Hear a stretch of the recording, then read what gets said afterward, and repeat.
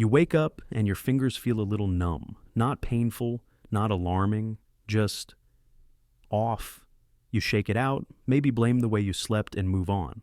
But here's the thing, that wasn't random. That was your body trying to tell you something, and you just ignored it. Most people go through life treating their body like a machine that's supposed to run smoothly until it suddenly breaks down. But that's not how it works. Your body doesn't just collapse one day out of nowhere. It warns you over and over through tiny, seemingly insignificant signs that you've been trained to dismiss as normal. They're not normal. They're signals. And if you've been brushing them off, you're not alone. You've been conditioned to ignore them. Doctors do it. Health influencers do it. Even your parents probably told you to toughen up and stop overthinking every little thing. But some of these little things, they're not little. They're your body screaming in a language you forgot how to speak. And by the time the scream gets loud enough for you to notice, it's usually too late to fix it easily. So here's what we're doing. We're going through 8 signs. 8 small, everyday things your body does that you've been told are harmless, except they're not. Each one is more serious than the last. And by the time we get to number 1, you're going to understand why ignoring your body is one of the most dangerous things you can do. Some of these are going to make you uncomfortable. Some are going to make you check yourself mid-video. And some of them, you're going to realize you've had for years. That's fine. That's the point. Because once you know, you can't unknow. And that's when things start to change. Let's start with something you've probably seen in the mirror and dismissed 100 times. Your tongue has a white coating on it. Maybe it's been there for weeks, maybe months. You probably figured it's just because you didn't brush well enough, or you're a little dehydrated, or maybe you ate something weird. So you scrub it, rinse with mouthwash, and forget about it. Except it keeps coming back. And here's what no one tells you. That white coating, it's not dirt. It's not food residue. It's a biofilm, a living layer of bacteria, dead cells, and sometimes yeast that your body is desperately trying to expel because something inside you is out of balance. Your mouth is not an isolated system. It's a window. A direct reflection of what's happening in your gut, your immune system, and your bloodstream. When your tongue looks like a petri dish, it's because your internal ecosystem looks like one too. Let's talk about what that white coating actually is. In most cases, it's an overgrowth of Candida, which is a type of yeast that lives in your body naturally. It's supposed to be there, but it's also supposed to be controlled. When your gut flora is balanced, Candida stays in check. But when that balance tips, Candida multiplies. And one of the first places it shows up? Your tongue. Now, here's why that's a problem. Candida overgrowth doesn't stay in your mouth. It's systemic. It means your gut lining is compromised, your immune system is overworked, and your body is losing the ability to regulate what should be a simple, everyday process. You're not just dealing with bad breath, you're dealing with inflammation, brain fog, fatigue, and a cascade of issues that all stem from the same root cause. Your microbiome is broken. But let's say it's not yeast. Let's say it's just a thick white film that won't scrape off. That could be oral thrush, which is a fungal infection. Or it could be leukoplakia, which is your mouth's way of responding to chronic irritation. And in some cases, that irritation is precancerous. Not always, but sometimes. And you'd never know unless someone told you to stop dismissing it. Here's the part that makes this even worse. Most people who have this don't even realize it's abnormal because they've had it for so long. They think a white tongue is just what tongues look like. It's not. A healthy tongue is pink, smooth, maybe a little textured, but not coated. If yours doesn't look like that, your body has been trying to get your attention, and you've been brushing it off, literally. And it's not just about the tongue itself. The bacteria and yeast that build up there get swallowed. Every time you eat, drink, or swallow saliva, you're reintroducing that imbalance back into your gut. It's a loop, and the longer it goes on, the harder it is to break. So, what causes it? Sugar, processed food, antibiotics that wipe out your good bacteria along with the bad, stress, which tanks your immune system, poor sleep, which prevents your body from cleaning house overnight, chronic dehydration, which makes your mouth a breeding ground. All of it compounds. And your tongue is just the most visible symptom of a much deeper problem. But here's the thing, you can fix it. Not with mouthwash, not with a tongue scraper. Those help, sure, but they're surface level. The real fix is internal. You have to restore balance, cut the sugar, feed your gut the right bacteria, manage your stress, sleep better. It sounds simple because it is, but no one does it because no one takes a white tongue seriously. Your body doesn't send you vague signals, it sends you specific ones. And if you're seeing white on your tongue, you're seeing a map of what's going wrong inside. Most people just don't know how to read it. Now, let's move to something that's even more invisible, something you probably haven't even noticed because it's not about what your body is doing. It's about what it's not doing anymore. You can't remember the last time you were actually hungry. Not the kind of hunger where you glance at the clock and think, yeah, I could eat. Real hunger. The kind where your stomach growls, where you feel a little lightheaded, where food sounds necessary, not just appealing. If you're sitting there thinking, wait, when was the last time I felt that? Congratulations. You've just uncovered one of the most overlooked warning signs in modern health. And the scary part? Most people don't even realize it's gone. Here's what happened. You started eating on a schedule, breakfast at 8, lunch at noon, dinner at 6, snacks in between, because someone told you that keeping your metabolism active meant eating every few hours. And somewhere along the way, you stopped eating because you were hungry and started eating because it was time. Your body used to tell you when it needed fuel. That's what hunger is. It's a signal, a very clear, very specific signal that says, hey, energy reserves are low, time to refuel. But when you eat without that signal, you're overriding the system. And when you override a system long enough, it stops trying to communicate. Think about it like this. If you had a car that beeped every time it needed gas, but you just filled it up on a schedule whether it beeped or not, eventually you'd stop paying attention to the beep. And then one day, the beep stops working altogether because the system realizes you're not listening. That's what's happening in your body. Your hunger hormones, ghrelin and leptin, are supposed to regulate appetite. Ghrelin says, eat. Leptin says, stop.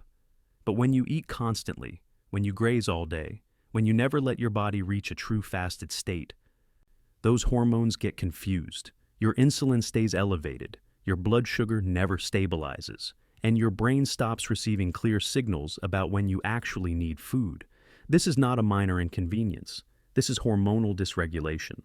And it doesn't just affect hunger, it affects everything. Your energy, your mood, your ability to burn fat, your metabolic flexibility. All of it hinges on your body's ability to communicate its needs. And if you've lost the ability to feel hunger, that communication line is dead. Now, here's the part that makes this even more disturbing. Most people interpret the absence of hunger as a good thing. They think, great, I'm not obsessed with food. I'm not ruled by cravings. But that's not what's happening. You're not free from hunger. You're disconnected from it. And disconnection is not the same as control. When you can't feel hunger, you also can't feel fullness. Not really, because those two signals are part of the same system. So you eat until the food is gone, until the plate is empty, until the package is finished. You're not eating intuitively, you're eating mechanically. And your body has no idea what to do with that. Let's talk about what this looks like in practice. You sit down for lunch. You're not hungry, but it's lunchtime, so you eat. Halfway through, you're not satisfied, but you're also not unsatisfied. You just are. So you finish the meal. Maybe you feel a little heavy afterward, maybe a little foggy, but you don't think much of it because this is normal now. Except it's not normal. It's a sign that your body has stopped trusting its own signals. And when your body stops trusting itself, it starts breaking down. Your metabolism slows because it thinks food is always available, so there's no need to be efficient. Your insulin sensitivity drops because your cells are constantly being bombarded with glucose. Your circadian rhythm gets disrupted because eating at random times confuses your internal clock.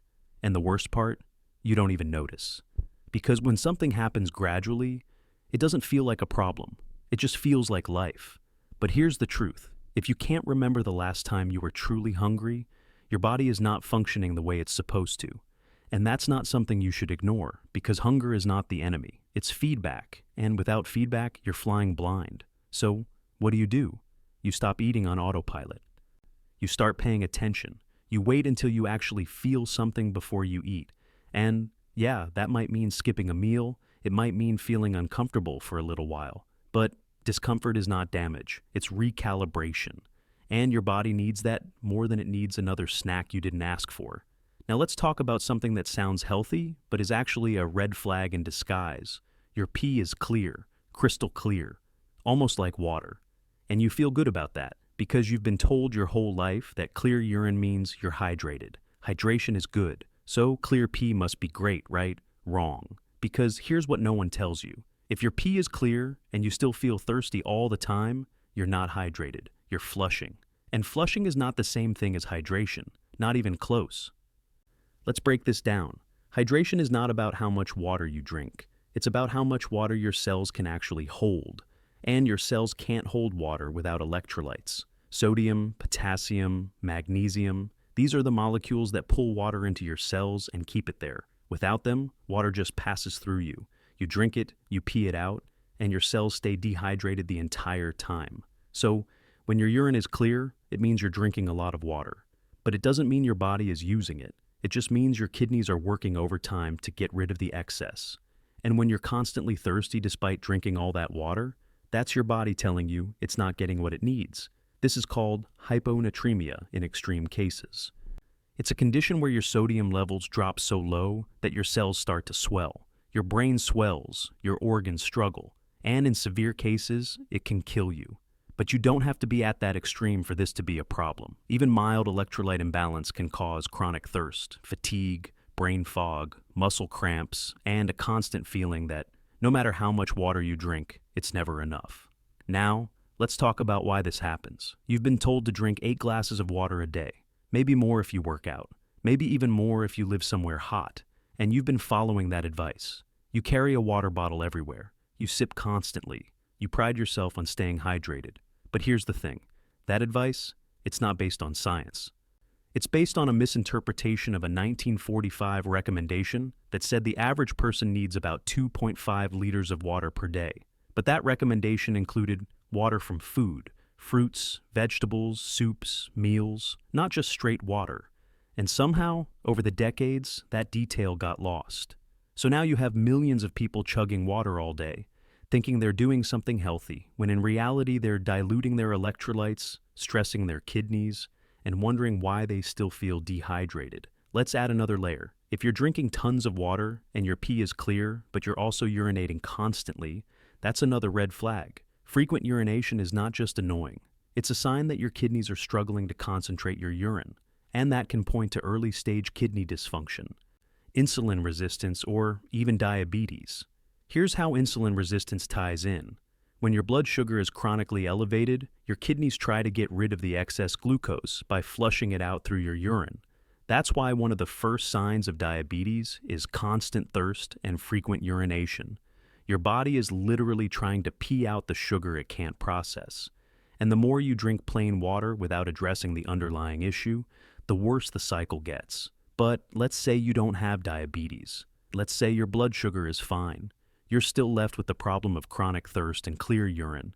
And in that case, the issue is probably mineral depletion. You're drinking water, but you're not replenishing what you're losing. Every time you pee, you lose sodium, potassium, magnesium.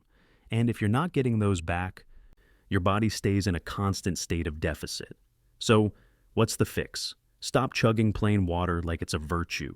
Start adding minerals, a pinch of sea salt in your water, electrolyte drinks without sugar, whole foods that are naturally rich in potassium and magnesium. And here's the crazy part. Once you do that, your thirst will decrease, you'll pee less, and your energy will stabilize. Because your cells will finally be able to hold on to the water you're giving them. Your body is not asking for more water. It's asking for water it can actually use. And if you keep ignoring that, you're not optimizing hydration. You're just making your kidneys work harder for no reason. Now, let's shift to something that feels almost supernatural, something that makes you wonder if your body is glitching. You wake up at the same time every night, not randomly, not occasionally, every single night. And it's always between 3 and 5 in the morning. You check the clock. 3 is 17, 4 is 03, 4:42. Different times, but always in that window, and you have no idea why. Most people chalk this up to insomnia or stress, and sure, those can play a role. But when the pattern is this specific, when it's this consistent, it's not just your mind keeping you awake, it's your body, and it's trying to tell you which system is failing. Let's start with what's actually happening when you wake up at night. Sleep is not a flatline state. It's a series of cycles. You move through light sleep, deep sleep, and REM sleep in roughly 90-minute intervals. And ideally, you cycle through those stages smoothly, without interruption. But when something is wrong internally, your body hits a snag, and that snag pulls you out of sleep. Now, here's where it gets interesting. Different times of night correspond to different organ systems. This is rooted in traditional Chinese medicine, which maps the body's energy cycles to a 24-hour clock. And while Western medicine doesn't frame it the same way, the patterns are real, because your organs don't rest evenly. They have peak activity times, and when an organ is under stress, it disrupts your sleep during its active window. 3 to 5 in the morning, that's your liver and lungs. Let's talk about the liver first. Your liver is responsible for detoxification. It processes everything you ate, drank, breathed, and absorbed throughout the day. And it does most of that work while you sleep. Specifically, between 1 and 3 a.m., your liver is in full detox mode. But if it's overloaded, if it's struggling to keep up, it doesn't finish on time. And that spillover hits the 3 to 5 window. When your liver is overwhelmed, it triggers a cortisol response. Cortisol is your stress hormone, but it's also your wake-up hormone. It's what gets you out of bed in the morning. But if your liver is in crisis mode at 3 a.m., your body releases cortisol to deal with the stress. And cortisol wakes you up, not because you're anxious, not because you have to pee, but because your liver is screaming for help and your adrenal glands are responding. Now, let's talk about blood sugar. If you're waking up between 3 and 5, there's a good chance your blood sugar is crashing. Here's how that works. You go to bed after eating dinner. Maybe you had dessert, maybe you didn't. Either way, your body starts processing that food. Your insulin spikes, your blood sugar rises, and then it drops. Normally, your body handles that drop smoothly. But if you're insulin resistant, or if you ate a high-carb meal late at night, your blood sugar can plummet in the middle of the night. And when it does, your body panics. Your adrenal glands kick in. They release cortisol and adrenaline to raise your blood sugar back up. And guess what those hormones also do? They wake you up. So you're lying there at 3:30 in the morning, heart beating a little faster, mind suddenly alert, wondering what the hell just happened. That's not insomnia. That's a blood sugar crash. Now, let's add the lungs into this. In Chinese medicine, the lungs are tied to grief and sadness. But in Western terms, the lungs are tied to oxygenation and inflammation. If you're waking up between 3 and 5 and you feel a tightness in your chest, or your breathing feels shallow, that's your respiratory system under stress. This can be asthma, it can be allergies, it can be inflammation from poor air quality or mold exposure, or it can be your body struggling to process oxygen efficiently because your cardiovascular system is compromised. Here's the kicker. Most people who wake up at this time don't feel physically sick. They just feel awake, alert, maybe a little anxious, but nothing they can pinpoint. And that's what makes this so insidious. Because the absence of obvious symptoms makes it easy to dismiss. You tell yourself it's just a bad night. But when it happens every night, it's not random, it's a pattern. And patterns mean something. So, what do?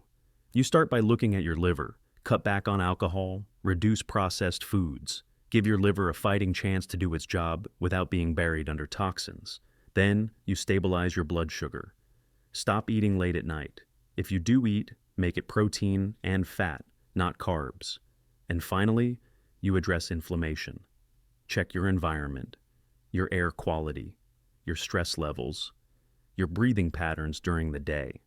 Because waking up at the same time every night is not a sleep problem. It's an organ problem. And once you understand which organ is struggling, you can stop treating the symptom and start fixing the cause. Now, let's move into territory that's more visceral, more personal, something that makes your skin crawl the second you realize it's true. Your skin smells different, not like sweat, not like body odor in the normal sense. It's something else, something you can't quite describe, but you know it's there.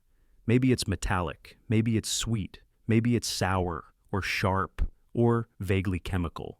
And no matter how much you shower, no matter what soap or deodorant you use, it doesn't go away. Here's what's happening. Your skin is not just a barrier, it's an organ, and like all organs, it has a job. One of those jobs is detoxification. When your liver and kidneys are functioning properly, they handle the bulk of waste removal. But when they're overwhelmed, your body finds other exits. and your skin becomes one of them. Let's start with the sweet smell.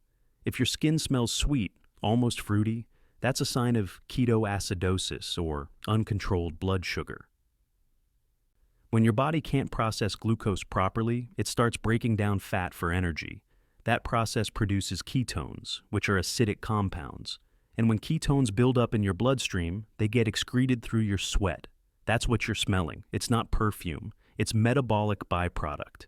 Now let's talk about the ammonia smell. If your skin smells like ammonia, sharp and acrid, that's a sign your kidneys are struggling. Your kidneys filter waste from your blood and excrete it through urine. But when they can't keep up, your body starts pushing urea and ammonia out through your skin. That's why people with kidney disease often have a very distinct smell. Their skin is doing the job their kidneys can't. Then there's the metallic smell. If your skin smells like metal or iron, that's usually tied to oxidative stress or blood. Oxidative stress happens when your body is producing more free radicals than it can neutralize. This leads to inflammation, cellular damage, and a breakdown in normal metabolic processes. And one of the byproducts of that breakdown is a metallic scent. It's your body rusting from the inside out. Now, let's talk about the sour smell.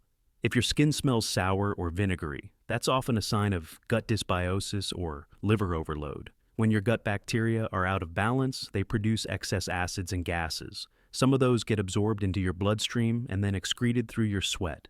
It's not that you're dirty. It's that your internal ecosystem is fermenting. Here's the part that makes this so disturbing. Most people notice the smell, but convince themselves they're imagining it. Or they assume it's just stress sweat. Or they buy stronger deodorant and hope it goes away. But deodorant doesn't fix metabolic dysfunction. It just masks it. And the longer you mask it, the worse the underlying problem gets. Let's talk about what this means, practically. If your skin smells sweet, you need to check your blood sugar. Get a glucose meter, test your fasting glucose, test your HbA1c. If your skin smells like ammonia, you need to check your kidney function. Get a basic metabolic panel. Look at your creatinine and bun levels. If your skin smells metallic, you need to address inflammation and oxidative stress. That means antioxidants, better sleep, stress management. If your skin smells sour, you need to fix your gut. Probiotics, fermented foods, cutting out sugar, and processed junk. But here's the thing. None of this is subtle. Your body is not whispering, it's shouting. And the fact that it's using your skin to do it means your primary detox pathways are maxed out. Your liver and kidneys are already working overtime. Your skin is the backup plan. And if the backup plan is kicking in, you're closer to system failure than you think. So stop ignoring the smell. Stop covering it up. Start investigating what it means. Because your body doesn't make mistakes. It doesn't produce random symptoms. Every signal has a cause. And this one is telling you that something inside you is breaking down faster than it can be cleaned up. Now let's move to something that's been happening so slowly, you probably didn't even notice it started. Your nails have vertical ridges. You've probably had them for a while, maybe years. You figured it was just aging or genetics, or maybe you didn't think about it at all because it's just nails. Except those ridges are getting deeper, and that's not normal. Here's what no one tells you. Your nails are not cosmetic. They're diagnostic. They grow slowly, which means they're a time-lapse record of your internal health. And when you see ridges forming, deepening, or spreading, it's not because your nails are defective. It's because your body has been running on empty for months. Let's start with what vertical ridges actually are. They're disruptions in the nail matrix, which is the tissue under your skin that produces your nail. When that matrix doesn't get consistent nutrients, or when it's under chronic stress, it produces uneven nail growth. And that unevenness shows up as ridges. The deeper the ridge, the longer the deficiency has been going on. So what causes it? The most common culprits are B12, iron, and magnesium deficiencies. Let's talk about B12 first. B12 is essential for cell division and red blood cell production. Your nails grow through rapid cell division. When you don't have enough B12, that process slows down and gets sloppy. The result? Ridged, brittle nails that break easily. Now, let's talk about iron. Iron is what carries oxygen to your cells, including the cells in your nail matrix. When you're iron deficient, your nails don't get enough oxygen to grow properly. They become thin, ridged, and sometimes concave. This is called koilonychia, or spoon nails. And it's a textbook sign of anemia. Magnesium is another big one. Magnesium is involved in over 300 enzymatic reactions in your body, including the ones that build protein structures like keratin, which is what your nails are made of. When you're low on magnesium, your body prioritizes other systems. Your nails get deprioritized, and the result is weak-ridged nails that don't grow evenly. But it's not just about deficiencies. Vertical ridges can also be a sign of thyroid dysfunction. Your thyroid regulates your metabolism. When your thyroid is underactive, everything slows down. Your hair grows slower, your skin gets dry, and your nails grow unevenly. If you have ridged nails along with fatigue, weight gain, and cold intolerance, your thyroid is probably struggling. Then there's chronic stress. Stress doesn't just affect your mood, it affects your nutrient absorption. When you're stressed, your body produces cortisol. Cortisol inhibits the absorption of key nutrients like magnesium, zinc, and B vitamins. So even if you're eating well, your body isn't using the nutrients properly, and your nails show it. Here's the part that makes this scary. Nails grow slowly, about 1 millimeter per month. So when you see ridges, you're looking at months of malnutrition or dysfunction. If the ridges are deep, that means the problem has been severe. If they're getting deeper, that means the problem is getting worse. This is not a cosmetic issue. It's a metabolic record written in keratin. Now, let's talk about horizontal ridges for a second, because those are even more serious. Horizontal ridges, also called Bowes lines, are a sign that nail growth completely stopped for a period of time. This happens during severe illness, high fever, chemotherapy, or extreme malnutrition. If you have horizontal ridges, something shut your body down temporarily, and your nails documented it. But vertical ridges are more insidious because they're chronic. They don't represent a single event. They represent ongoing low-grade depletion. And because they develop slowly, most people don't take them seriously. They file them down. They buff them smooth. They paint over them. And they never stop to ask why their body is producing defective nails in the first place. So, what do? You get your levels checked. B12, iron, ferritin, magnesium, thyroid panel, vitamin D. And you start supplementing where you're deficient. But here's the catch. It takes months to see improvement, because nails grow slowly, and you have to grow out the damaged part before the healthy part becomes visible. But that's fine, because the goal isn't perfect nails. The goal is a body that's no longer running on fumes. And if you ignore this, if you keep covering it up and pretending it's just cosmetic, you're not just ignoring your nails. You're ignoring the deficiency that's affecting your brain, your heart, your muscles, your immune system, because the same nutrients that build your nails also build everything else. And if your nails are failing, so is the rest of you. Now let's escalate to something that feels more urgent, more immediate, something that makes you stop what you're doing and wonder if you should call someone. You feel a tingling or numbness in your face, even if it's just for a second, even if it goes away. Maybe it's around your mouth, maybe it's your cheek, maybe it's your forehead or your nose. And the first thing you think is, that's weird. The second thing you think is, am I having a stroke? Here's the truth. Facial tingling is not something you should ever ignore. Your face has more nerve endings than almost any other part of your body. When those nerves start misfiring, it means something is interfering with the signal, and that interference is either structural, vascular, or neurological. None of those are minor. Let's start with the structural causes. If you're spending hours a day hunched over a screen, your neck is under constant strain. The cervical spine, which is the part of your spine in your neck, houses nerves that feed into your face. When those vertebrae get compressed or misaligned, they can pinch the nerves. And pinched nerves cause tingling, numbness, and sometimes pain.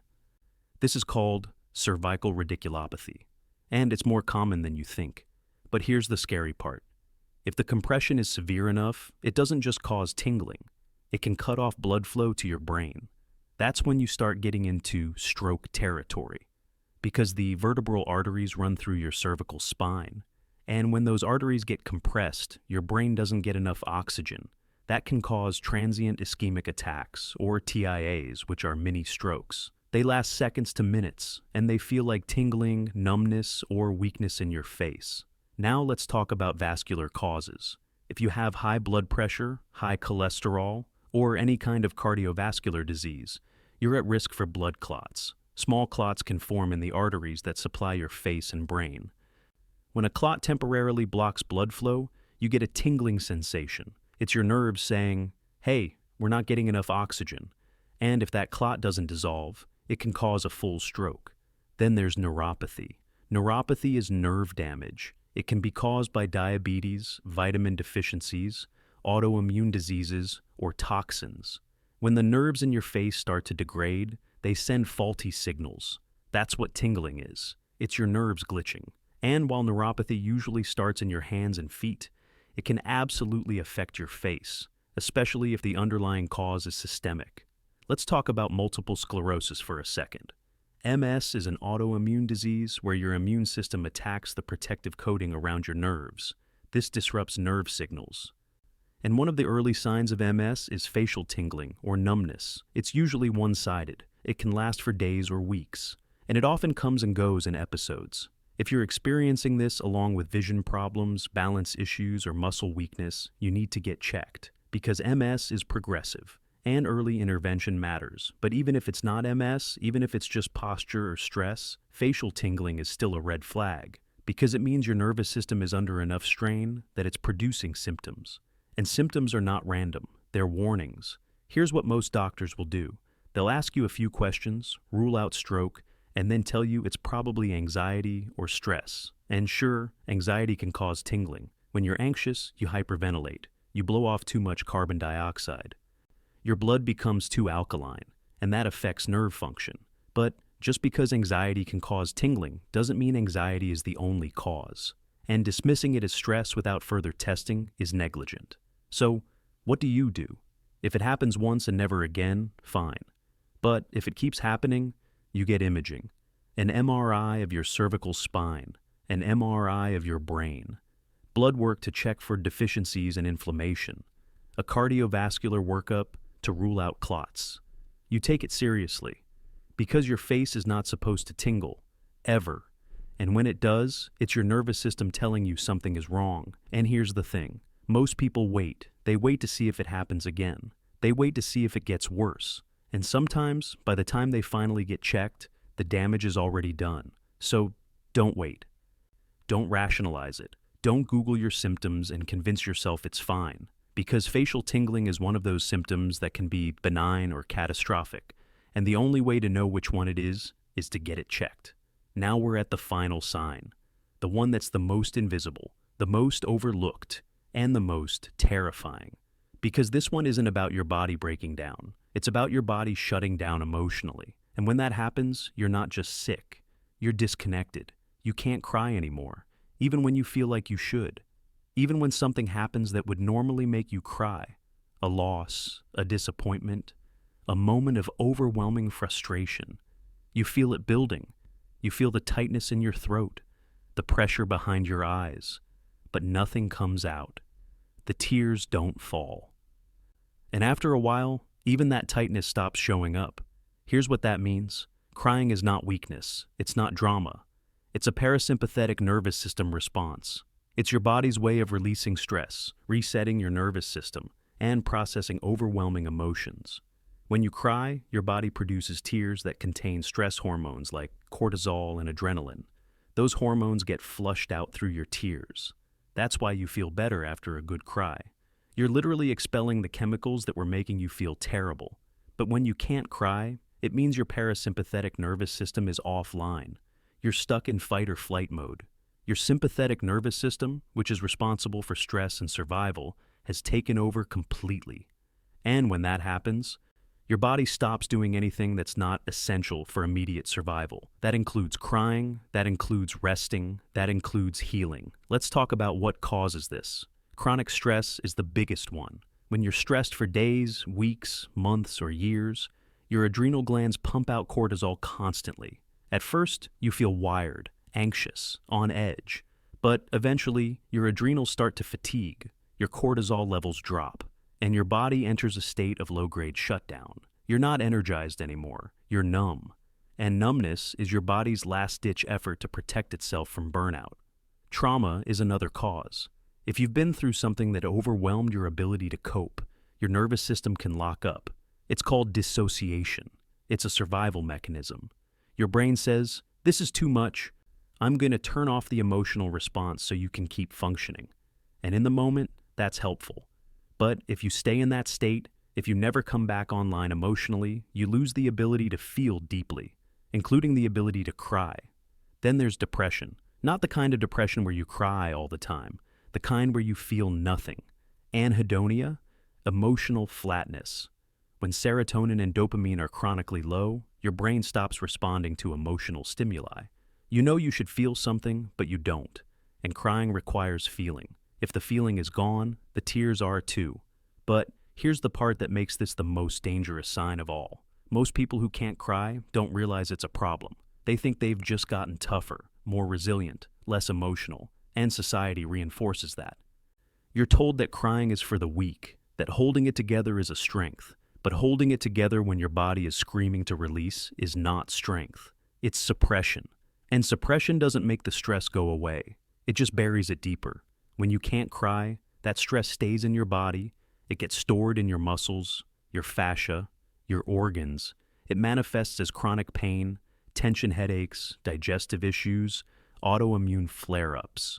Because your body has to do something with that emotional energy. And if it can't release it through tears, it converts it into physical symptoms. Let's talk about the long-term consequences. People who chronically suppress emotions have higher rates of heart disease. Because the cardiovascular system takes the brunt of unresolved stress, they have higher rates of autoimmune disease.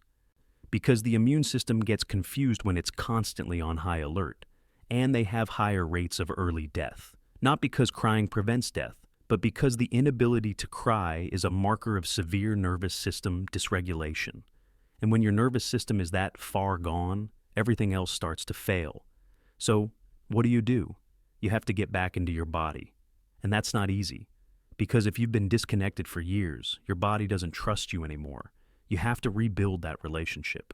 You start with breath work, deep, slow breathing that activates your parasympathetic nervous system. You do somatic exercises, shaking, stretching, moving in ways that release stored tension. You allow yourself to feel, even if it's uncomfortable, even if it's messy. And here's the thing. The first time you cry, after months or years of not being able to, it's going to feel overwhelming. It's going to feel like a dam breaking. And that's okay. That's your body finally trusting you enough to let go. That's your nervous system coming back online. And once it does, everything else starts to heal. Because crying is not a sign that you're broken. It's a sign that you're human. And when you lose that, when you lose the ability to release, you're not functioning. You're surviving. And survival is not the same as living. So here's where we are. We just went through 8 signs. 8 things your body does that you've been ignoring, dismissing, or covering up. And if you're sitting there right now, realizing you have 3, 4, maybe 5 of these, don't panic. Panic doesn't help. But don't ignore it either. Because your body has been trying to get your attention. And now you've heard it. The truth is, most people will watch this video, nod along, maybe feel a little uncomfortable, and then do absolutely nothing. They'll go back to their lives, back to their habits, back to ignoring the signals. And that's fine. Darwinism appreciates the consistency. But if you're still here, if you made it all the way to the end, that says something. It means you're paying attention. It means you're someone who actually wants to understand what's happening in your body instead of waiting for a diagnosis to force you to care. So here's what you do next. You pick one, just one sign from this list that you recognize in yourself. And you start there. You don't try to fix everything at once. You just address the one thing your body has been screaming about the loudest, and you give it what it needs, because awareness is step 1. But awareness without action is just anxiety. And you don't need more of that. If this video messed with your head a little, good. That means it did its job. Share it with someone who needs a wake-up call, or don't. Keep the knowledge to yourself. Either way, your body's keeping score. And it doesn't care whether you subscribed or not. Drop a comment if you want. Tell me how many of these you have. I won't judge. But your body already is.